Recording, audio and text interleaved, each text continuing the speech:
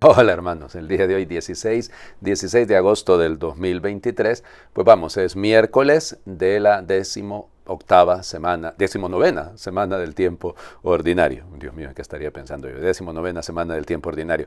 Hoy es día de un santo muy popular, de San Roque. Eso es lo que aquí históricamente es bien complicado porque se sabe que es de origen, llamémosle francés en este momento, porque realmente en el momento en el que él nace en Montpellier, Montpellier es parte realmente de la Casa de Aragón. Francia todavía no había llegado hasta ahí, digamos. Entonces, por eso lo digo. Pero el problema es que algunos dicen que nace en el 1295, esa es la fecha más remota, digamos, pero hay otros que lo hacen más bien como que si nació a mediados del siglo XIV, 1350, por ahí.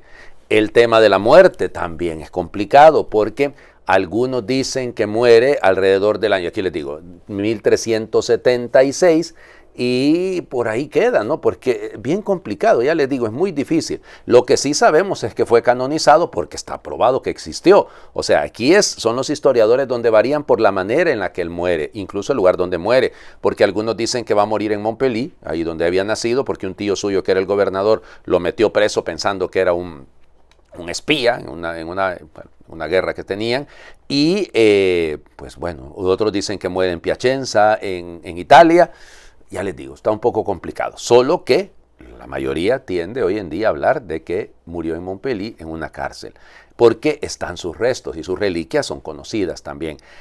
Vamos por partes. Él es hijo del gobernador que de ahí de la ciudad de Montpellier, en ese momento él se llamaba Juan, se llamaba Jean Roch de la Croix, o sea, es decir, Juan Roca, si lo quieren así.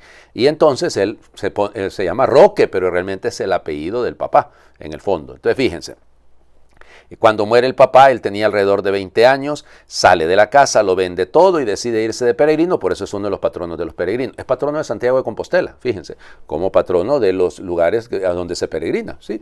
Padre Santiago de Compostela, el patrono de Santiago, sí, pero claro que sí, porque ahí están los restos de Santiago el Mayor, pero créanme, también San Roque es patrono de Santiago de Compostela, porque es lugar de peregrinación. Él se fue peregrinando a Roma, pero en lo que iba, al llegar a Italia, la Italia moderna, ¿no? Se dio una peste terrible y empezó a haber un montón de muertos y él se puso a atender a esos muertos. Y entonces está probado que estuvo en Rímini, que estuvo en Novara, que estuvo, bueno, ya les digo, por todas partes.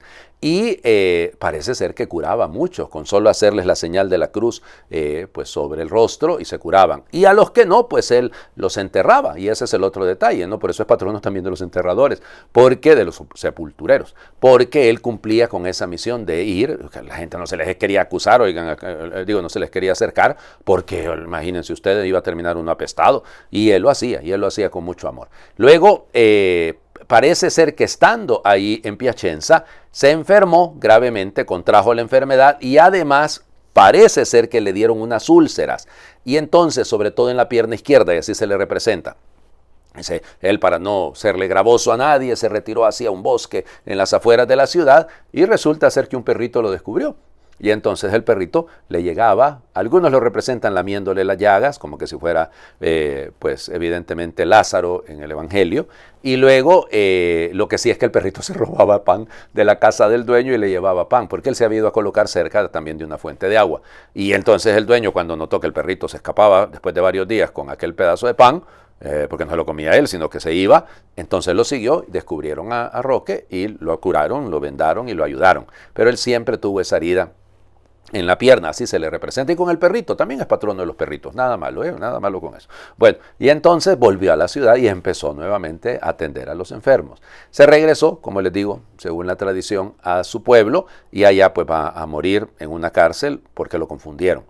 Vamos, fue canonizado en 1584 y luego, un punto muy, muy importante con respecto a él, es el tema de, ¿cómo se llama? No solo de curar, sino que también fue miembro de la Tercera Orden Franciscana. Entonces, por eso a veces también se le representa como franciscano, ¿no? Con hábito de peregrino, pero también como franciscano. Bueno, y pues la tumba de él, supuestamente, está en Venecia. Voy a decir, padre, pero si no murió en Montpellier, o fue en Piacenza, pero la tumba está en Venecia, porque los vénetos fueron los grandes promotores de la devoción a él. Había una gran cofradía en Venecia que lo tenía él por patrono, entonces trasladaron los restos, y ustedes no tienen idea, ¿no? Eso, la devoción se difundió en los lugares donde pues Venecia era, la República de Venecia tenía posesiones, en todo el Adriático, y bueno, en fin. Vamos a las lecturas. Terminamos de leer el día de hoy el libro del Deuteronomio, ya mañana comenzamos a leer el libro de Josué. Entonces, Deuteronomio capítulo 34, versículos del 1 al 12. En aquellos días Moisés subió del valle de Moab al monte Nebo, a la cima del Pisgah, que mira hacia Jericó. Desde ahí le mostró el Señor todo el país, la región de Galaad hasta Dan, el territorio de Neftalí, de Efraín y de Manasés, todo el territorio de Judá hasta el mar Mediterráneo, las tierras del sur, el amplio valle que circunda Jericó, la ciudad de las palmeras hasta Zoar. Y le dijo, esta es la tierra que les prometí a Abraham, a Isaac y a Jacob, diciéndoles que se la daría a sus descendientes. A ti te la he dejado ver con tus propios ojos, pero tú no entrarás en ella. Y Moisés, siervo del Señor, murió ahí en Moab, como había dicho el Señor. Lo enterraron en el valle de Moab, frente a Bet-Fegor, pero hasta el día de hoy nadie ha conocido el lugar de su tumba. Moisés murió a la edad de 120 años y no había perdido la vista ni las fuerzas. Los israelitas estuvieron llorando a Moisés en el valle de Moab 30 días, tiempo señalado para el duelo de Moisés. Josué, hijo de Nun, estaba lleno del espíritu de sabiduría porque Moisés le había impuesto las manos. Los israelitas lo obedecieron como el Señor se lo había ordenado a Moisés. No ha vuelto a surgir en Israel ningún profeta como Moisés, con quien el Señor trataba cara a cara, ni semejante a él en las señales y prodigios que el Señor le mandó realizar en Egipto, contra el faraón, su corte y su país, ni por su poder y los grandes portentos que hizo en presencia de todo el pueblo de Israel. Palabra de Dios. Te alabamos, Señor. Bueno, la muerte de Moisés. Es interesante cómo los judíos tienen esta manera de ver la historia tan bella, porque no ocultan los errores, no ocultan las faltas, no vuelven a los próceres, llamémosle así, no los vuelven personas absolutamente perfectas. Se nos dice claro que Moisés no entró a la Tierra Santa. Y uno diría, hombre, qué falta. Hubieran puesto ahí que sí entró y que murió cuando cruzó Jericó. No. Efectivamente es lo que Dios quiere. No ocultemos lo que Dios quiere. Los proyectos de Dios. Padre, pero imagínense qué malo Dios. En serio, qué malo. Lo hizo subir todavía con 120 años a ese semejante cerro para solo ver la Tierra Santa y después no lo dejó entrar. ¿Dónde está el perdón de Dios? ¿Dónde está su misericordia? Vamos, claro, estamos tratando de captar la lectura de la historia en este momento en el que se escribe el libro del Deuteronomio, incluso con la mirada puesta en Dios, que no es necesariamente la nuestra. Nosotros no podemos juzgar a Dios, sino que debemos captar hasta dónde está llegando la enseñanza. Los designios de Dios son los designios de Dios. Ya les digo que mi abuelo Juan Ángel decía, los justos juicios de Dios, solo Dios. Y entonces, por lo tanto, así es. Es decir, ay, pero qué pena. No, porque cumplió con su misión. La tarea de Moisés era llevar al pueblo a la Tierra Santa. Habrá uno que la continuará, que es Josué. Mañana empezamos a leerlo. Al que le impuso las manos. Ya ven ustedes, desde ahí venía ya esa tradición bella de transmitir un poder, una responsabilidad con la imposición de manos. Ocurre con los sacerdotes, los obispos, etcétera, ¿no? Bello, bello, bello todo esto. Pero hay un detallito ahí en este relato que a mí me llama la atención, que dice que hicieron duelo por Moisés, pero nadie sabe dónde está la tumba. Interesante. Si estuvieron 30 días en el mismo lugar, ¿por qué no quedó en la memoria el lugar? Pues incluso dice Bet-Fagor y todo aquello, pero ¿por qué? Miren, cuando uno cumple bien su misión, lo importante no es dónde está enterrado, sino cómo vivió. Yo sé que padre, pero por favor, tiene su valor, claro. Usted acaba de hablar de las reliquias de San Roque, de Venecia y todo. Sí, claro, es muy importante. Pero no es lo más importante, porque lo más importante es que este hombre hablaba cara a cara con Dios. Imagínense usted. No ha habido otro profeta como él, claro, el Señor Jesús. En la Transfiguración lo leímos el domingo antepasado, cuando escuchábamos eso, ¿no? Estuvo Moisés y Elías junto a Jesús. Claro, Lucas va a decir, hablando de su futura muerte en Jerusalén, o de su futura subida a Jerusalén. Bueno, el Evangelio, Mateo, capítulo 18, versículos del 15 al 20. En aquel tiempo Jesús dijo a sus discípulos, si tu hermano comete un pecado, ve y amonéstalo a solas. Si te escucha, habrás salvado a tu hermano. Si no te hace caso, hazte acompañar de 1 o 2 personas para que todo lo que se diga conste por boca de 2 o 3 testigos. Pero si ni así te hace caso, díselo a la comunidad. Y si ni a la comunidad le hace caso, apártate de él como de un pagano o de un publicano. Yo les aseguro que todo lo que aten en la tierra quedará atado en el cielo y todo lo que desaten en la tierra quedará desatado en el cielo. Yo les aseguro también que si 2 de ustedes se ponen de acuerdo para pedir algo, sea lo que fuere, mi Padre Celestial se lo concederá, pues donde 2 o 3 se reúnen en mi nombre, ahí estoy yo en medio de ellos.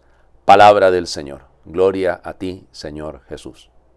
Bueno, pero si nos reunimos 2 o más en su nombre, ¿y por qué no logramos lo que pedimos? Porque no nos pusimos de acuerdo, de acordis. El corazón no palpita al mismo ritmo. Y entonces por eso nuestras oraciones a veces son del diente al labio, porque no nos une el corazón, no nos une sino a veces el interés, nos une la conveniencia, pero nuestra oración está vacía en el fondo precisamente por eso, porque no hay un acuerdo, porque los corazones no palpitan al mismo ritmo. El Inmaculado Corazón de María y el corazón del Señor Jesús palpitan al mismo ritmo. Eso sí están de acuerdo. ¿Cómo están de acuerdo? Alcanzan. Claro, de eso se trata, el corazón de María, ¿no? Piénsenlo. Nosotros tenemos que revisar esto. Ahora, evidente, el capítulo 18 son los consejos de la vida comunitaria, que Mateo coloca ahí para subrayar la importancia de la comunitariedad y de la libertad en la vida comunitaria. ¿Qué es lo primero que daña una relación? Cuando aparecen los chismes, cuando aparecen los errores y las faltas de los otros, y que nosotros hacemos al revés. Primero va la comunidad, le contamos a todo mundo menos al interesado. Y aquí este proceso es legítimo. Habla con él a solas. Miren, no hay nada, se los aseguro, que beneficie más a una comunidad concreta, a una parroquia, a un grupo, a un movimiento, a lo que sea, a una pastoral, a una dimensión, que la capacidad de hablar. Y sobre todo, la capacidad de escuchar. Si tu hermano te escucha, habrás salvado a tu hermano. Este es el punto. Esta es la clave de todo. Piénsenlo. No solo es que yo tengo que ir a corregir al hermano, es que cuando me vengan a corregir estoy yo dispuesto a escuchar, pues. Ese es el punto también, porque es recíproco el asunto. Él se interesa por mí, yo me intereso por él, pero ¿cuánto estoy dispuesto a escuchar? Si en una comunidad no nos escuchamos, eso no va para ninguna parte, eso se va a destruir. Por eso es el proceso. Hablo con él. Luego, si no me escucha, busco a otros hermanos interesados que lo aman igualmente y porque si es tu hermano, sí, tu hermano, cualquiera a mí no me importa. Es mi hermano. Tengo que verlo como mi hermano, como mi hermana, para poder ayudarle. Porque no es un asunto del daño que me hace a mí, sino del daño que se está haciendo a sí mismo. Entonces, por eso, ya termina el texto hoy. Si en el capítulo 16 Jesús apuntaba a que a Pedro se le concedía el atar y desatar, ahora lo hace extensivo a todos los apóstoles, porque es la misma misión. Pedro como cabeza, claro, y por eso se le da a él esa primera responsabilidad de perdonar, y luego se traslada también a los discípulos. Bello esto, ¿no? Saber escuchar, saber hablar, saber orar juntos, saber perdonar juntos. Les invito a hacer oración. Si se pierde un hermano, si se pierde un hijo, si se pierde el vecino, el compañero, el amigo o el enemigo, ¿qué he de hacer, Dios mío? Lo buscaré sin descanso, día y noche, por senderos, charcos y bosques, playas y desiertos, montañas y valles, pueblos y ciudades e inhóspitos lugares, con mis pies cansados y corazón anhelante. Los llamaré con mi voz rota, por su nombre, y no cejaré hasta encontrarlo y abrazarlo, y le diré con ternura y pasión de hermano, estoy preocupado y angustiado por ti, y siento que nuestras vidas necesitan dialogarse. Y si no se detiene y me da la espalda, o hace oídos sordos a mis palabras, o me desafía con los hechos o su mirada, juntaré, antes que oscurezca la ternura de 2 o más, para ahogar su resistencia con fraternidad desbordada. Y si el fuego de tu espíritu y de los hermanos no hace mella en sus gélidas entrañas, juntaré centenares de cálidos hogares para que alumbren su noche oscura y derritan sus hielos invernales. Y si tal torrente de ternura, gracia y respeto no doblega su tronco altivo y yermo, lo cubriré con mi ropa para protegerlo, y lo lavaré sin descanso con mis lágrimas, hasta cicatrizar sus heridas y devolverle la alegría. Y si a pesar de ello no sigue tu camino, le perdonaré como tú nos enseñaste. Y si es preciso, me convertiré en Rodrigón, de su vida, historia y suerte, renunciando a otros proyectos personales. Y así ganaré a mi hermano y la vida que nos prometiste. Bendito seas, Señor, que nos haces fuertes para curar y ser curados hoy y siempre, para amar al hermano y ser por él amados. Bendito seas, Señor, por invitarnos a crear, vivir, salvar y cultivar la fraternidad. Amén. El Señor esté con ustedes y les bendiga a Dios por intercesión de San Roque, el que es Padre, Hijo y Espíritu Santo, y su bendición descienda, les acompañe siempre. Muy feliz miércoles para todos.